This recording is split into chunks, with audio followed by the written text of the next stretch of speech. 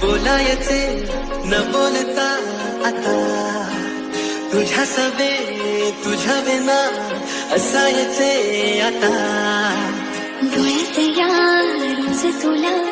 जपायचे रे आता सांग जरा